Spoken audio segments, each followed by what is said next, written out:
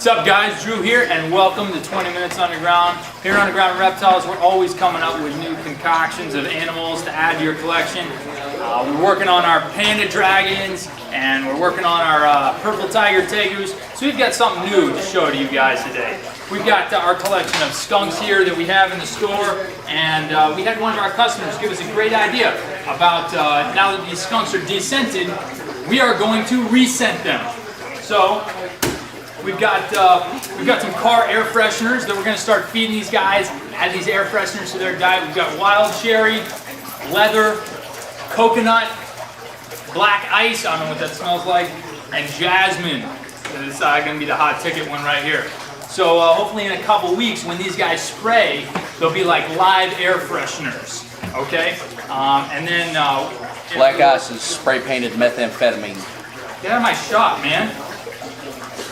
So anyway, this is us at Underground Reptiles. We don't recommend you do this at home, but we're always here trying to come up with better animals for you guys to add to your collection. So living air fresheners, only here at Underground Reptiles. Enjoy the show.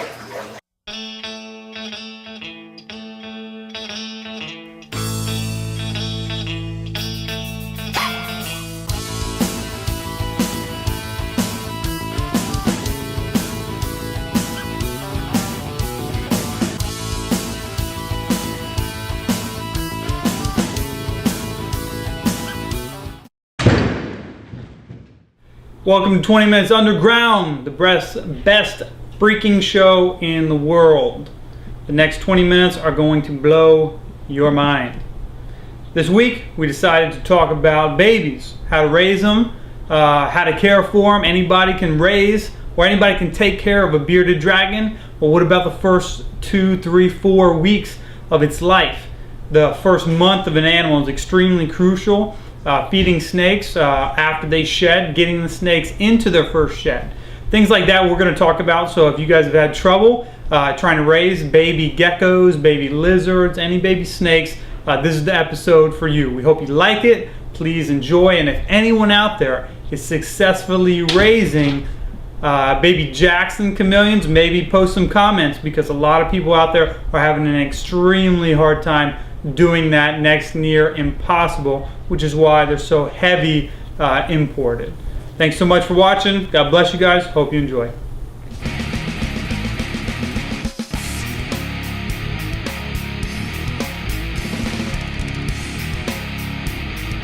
Howdy, it's Inbred Ned. It's Underground Reptiles, 20 Minutes Underground. And we're talking about baby stuff, because evidently people like babies. I'm not a huge fan of babies, but babies are alright, I guess. But you know, not really my cup of tea. But now I got some cool stuff, because I know y'all. I like the word cool. I say it a lot. But what I got is really neat. I got cottonmouths, aka water moccasin, you know, that sort of deal. And I got 3 different stages of them. We got the babies that you see right here, then we got the juveniles, and then we got adults. Alright, so these dudes, when they actually come out, these are live birth. They're not egg layers. The cottonmouths give live birth, so when they come out, they actually look very similar to a southern copperhead, with the patterning, and that as they get older, that kind of doles out. And you know, they love to eat anything and everything, but primarily, you know, in captivity they do fantastic off of rodents. As they get bigger, you know, you feed them small rats, that sort of deal. You know, they'll generally top out around 4 foot or so. You know, they get up to 6 foot, but they're stunning animals. They really truly are. And as babies, you know, sometimes they can get a little bit tough to get to feeding. So you know, you gotta try like little guppies or goldfish, that sort of deal with them. And I mean, they're fantastic little animals. They're the goldfish crackers, right? Yeah, feed them the pizza flavored goldfish crackers, shove it in their mouth, and then you give them some Coca-Cola, chase it down with it. Fantastic. Look at this dude's tail. When they come out, they got like a little yellow tail on them, a little bait tail. Look at that. And all this right here, I mean, this all eventually will fade on out, get more of a solid black to them. Now they are a pit viper. which means they got, you know, the heat sensing pits up there on the front of their face. I don't know if you can see it there. Kind of tough, a little bit difficult. Looky right there. Let's see if we can get him to kind of buck up a little bit. Come on, buddy. Look at the camera. See here, they kind of got like an arrow head.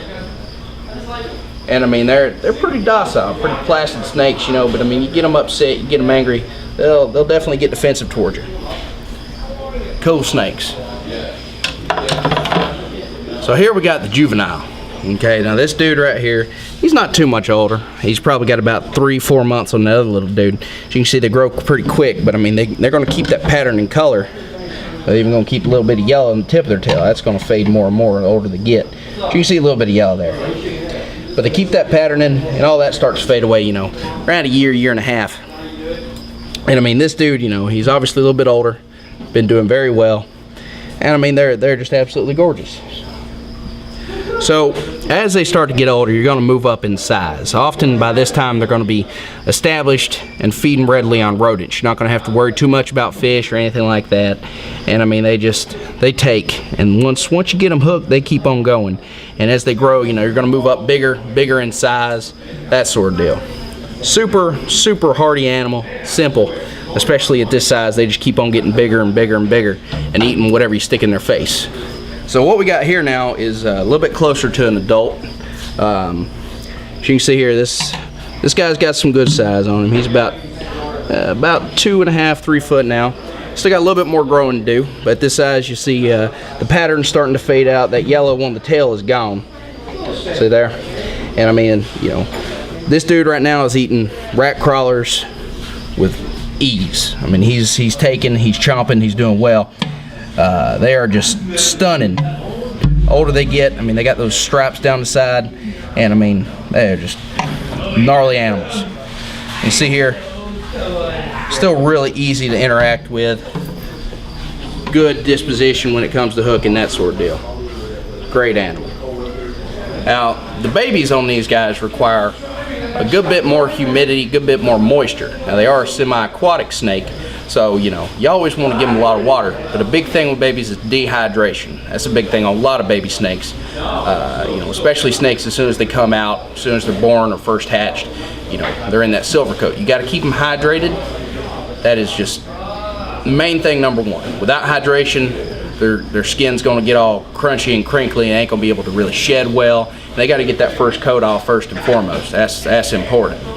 But as they get bigger, you know, they get hardier, they get tougher, they retain a lot more water, you know, and they do better. You know, they're tougher once they get bigger. But as babies, you know, you got to make sure you keep them hydrated. Number one thing.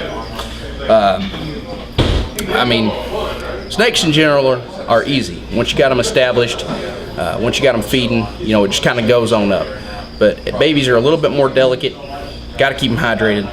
Got to pay attention to them. Can't just throw them in a cage and forget about it, period. Because if you do that, you know, you're going to come back a couple days later, oh, you got a dead snake, you're a retard, you shouldn't have done that. Why'd you do that? You did that, you killed that snake. And you should feel bad about that. You get an animal, you take care of it.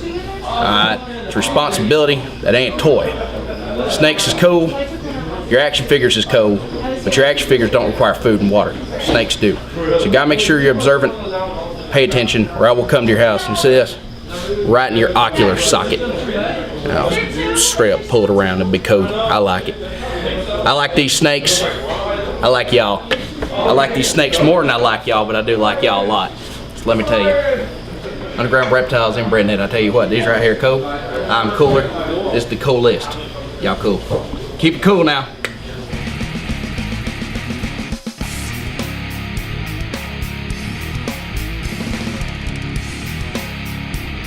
Ryan B here. We're going to talk to you guys about bearded dragons and leopard geckos, two staples in the reptile industry and the pet industry. I'm going to talk a little bit about their care and setup. Right now we're in baby season. Baby season for our tegus, baby season for leopard geckos, baby season, as you guys probably saw, for rhino iguanas. Pretty cool stuff happening.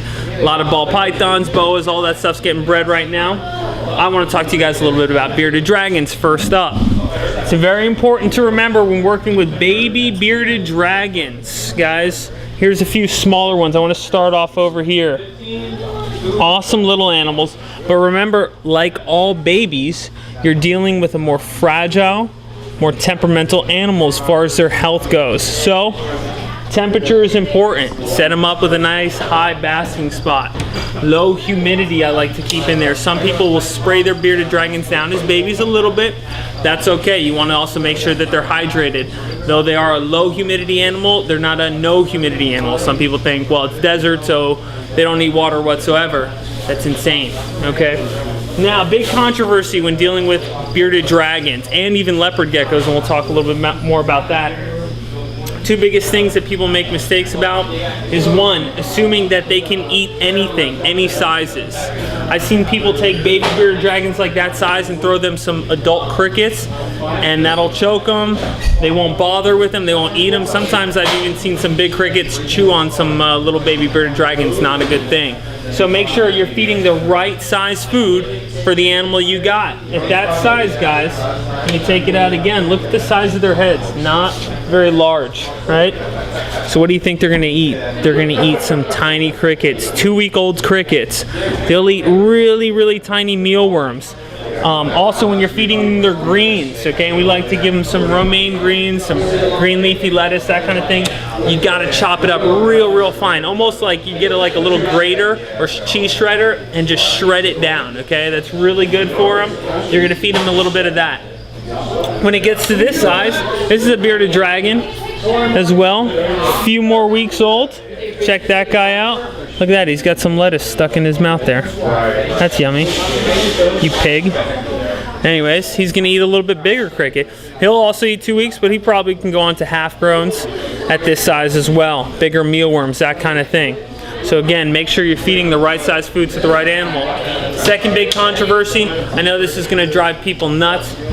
As you guys can see, there's sand in that tank. Yes, we put sand in our bearded dragons tanks.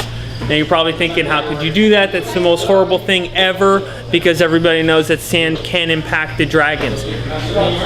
Yes, to a certain extent, but guys, keep in mind, and let's be realistic for a moment. When these guys come out of the wild, okay, they live on sand, rock, gravel, dirt, okay? And occasionally they'll ingest it. So a good practice would be to, if you want to set yours up on sand as we do for display purposes, because we are a pet store, okay, you can take your bearded dragons out, put them in a separate container, throw the crickets in the separate container. Now you don't have to worry about them getting sand in their mouth as well. Also, what we'll do is take a little worm dish. You see these things right here? Little worm dish, little lettuce dishes if you're gonna provide greens for them. Okay, make sure they're cleaned out real nice. Throw the worms in there. Throw the little bit of lettuce in there. They'll eat it. Again, you don't have to worry about them getting impacted. Now, when they're younger, you do have to be a little bit more careful with that as opposed to when they're older, okay? Now, finally, if you do want to set your bearded dragon up on paper towel or your leopard gecko, because some people feel the exact same way, just remember, that's okay. It's like the equivalent of somebody saying, well, I like to feed my dog, you know, only the, what is that stuff now that they got in like the frozen check? You can feed your dog like raw meat now. It's insane. You charge more for it than your own meat. It's nuts. I like to give my dog Nutro, you know, that's good enough for my dogs. They love it. When it comes to bearded dragons and leopard geckos, yes, you can do paper towels. Yes, you can do the carpets, but again, make sure that you're setting them up conducive to them doing well over a long period of time. You don't want the carpets or the paper towels to become overly saturated, especially if you're spraying them down, because bearded dragons especially can develop fungal infections, which is really no good for them as well.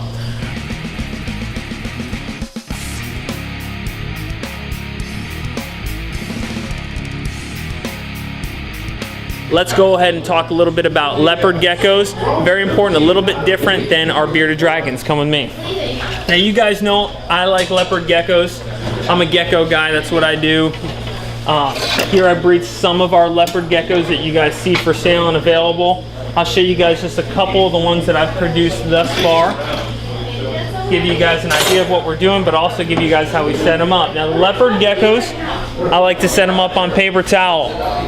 It's very easy to display them. Again, the reason why we do them in the rack system as opposed to the bearded dragons, we oftentimes carry a lot more bearded dragons in than leopard geckos, so it's not as easy to put one bearded dragon in per container. Also, unlike the bearded dragon, or unlike the leopard geckos, the bearded dragons do require UVB lighting, okay? Now, it's not a mandatory thing, although I will recommend people using UVB lighting. They're a little bit more tolerant to not having the UVB lighting, especially when you're dealing with like albinos.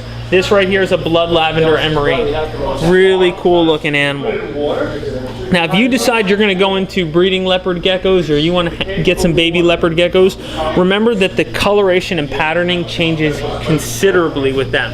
All right, one of the things that I do, I've got a couple friends around me because I've just started getting into it, and what I'll do is I'll take a picture of my leopard gecko if I'm not sure exactly what it is, tell them this is the parents, hey, take a look at this, and they'll usually help me out try and figure out what it is.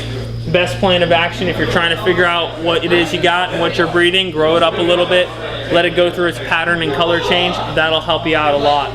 The other thing I've noticed that's different with bearded dragons and leopard geckos is bearded dragons have an incredible appetite. Very easy to get them feeding on crickets, worms, greens. They'll usually go after just about anything. In fact, they can even sometimes be cannibalistic. They'll even eat each other.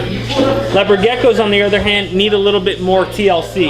In other words, you can't just go buy your baby leopard gecko every day, throw them 5 crickets, shut the thing and go on with your day. The reason why is you want to make sure he's eating those crickets. I've got some animals, especially like enigmas. Hey there. Hey, how you doing? Give me a hug. Where are you going? All right, thank you. Oh my gosh. Why'd you bring him along? I told you I don't like him. You knew he didn't like me. Anyways, especially when you're dealing with stuff like enigmas, you throw on crickets, sometimes it makes them go nuts. They'll spin around, they get all confused, they don't like it. Try different things. That's what I'm trying to get at. Your crickets, it's great if they eat them, but some might want mealworms, so you gotta be compassionate enough and mindful enough to basically throw them crickets if they're gonna eat crickets, throw them mealworms if they're gonna eat mealworms. Hey Alex, you coming back for more? What do you think? Yes. Good. Some will eat hornworms, some will eat roaches. He just can't help himself, guys.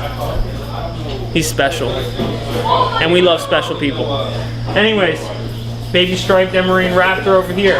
Perfect example. These guys, this blood lavender, eats anything I throw in there. This guy right here, gorgeous animal. Great pet, will make a great breeder perhaps, or just a good looking pet for somebody one day, but guess what? He likes worms. I have to sit there and sometimes wiggle around a hornworm, a small hornworm in front of his face. That's just the nature of them. Now, baby leopard geckos, a little bit more humidity to them as opposed to the baby bearded dragons. When they're this young, we'll probably spray them down about every day to every other day. Light misting, again, you don't want them to get overly saturated. They do come from more of a lower humidity region, desert regions. They come out of the Middle East, guys. Both awesome animals, but remember, the care from babies is different is different from when they get older. So, what you do for an adult bearded dragon, you might not do for a baby, and what you're going to do for an adult leopard gecko might not work for a baby leopard gecko. Know your animal, know your facts, do a little bit of research. Feel free to always ask questions. Don't just assume that you know how to take care of an animal. Big, big no-no.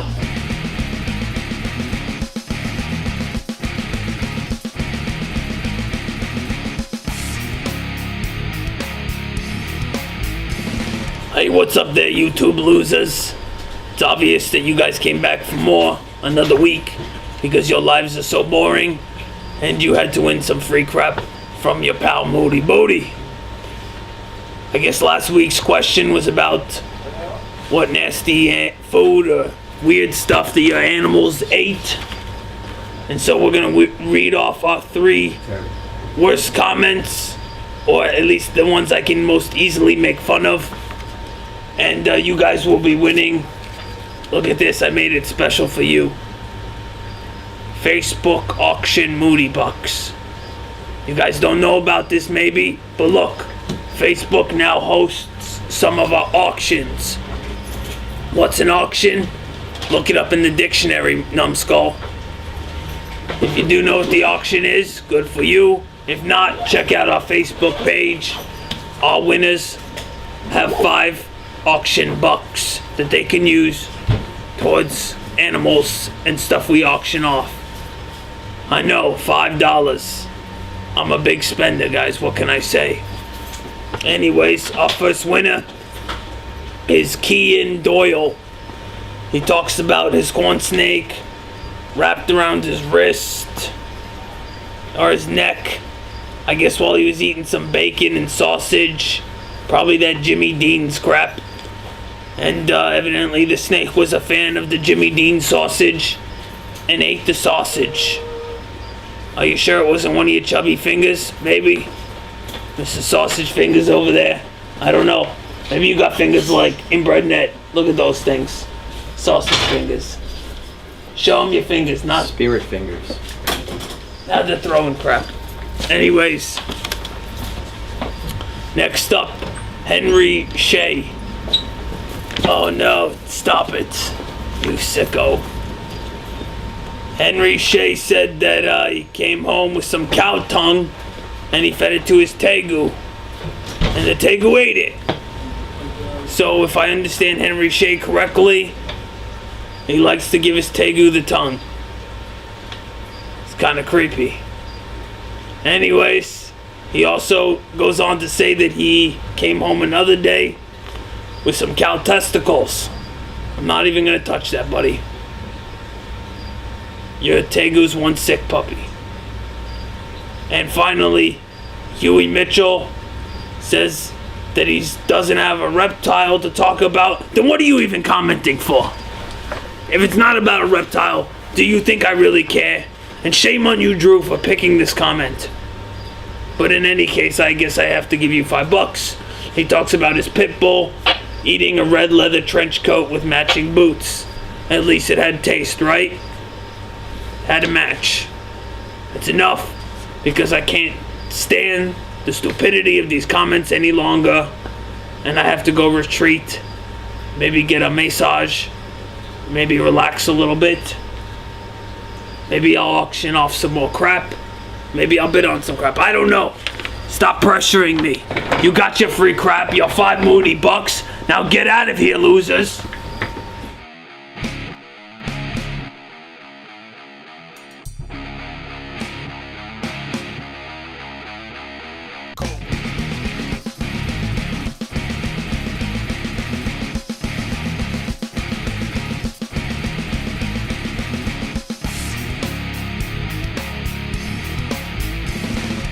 That's 20 minutes underground. Thanks for watching. Hope you guys enjoyed. Thank you so much for commenting last week on question of the week. You guys all had some really good stuff. So this week, question of the week. If you could, now listen, this is make-believe. We're not talking about going out there and killing any type of animal. Make-believe. Peter's gonna call us right away.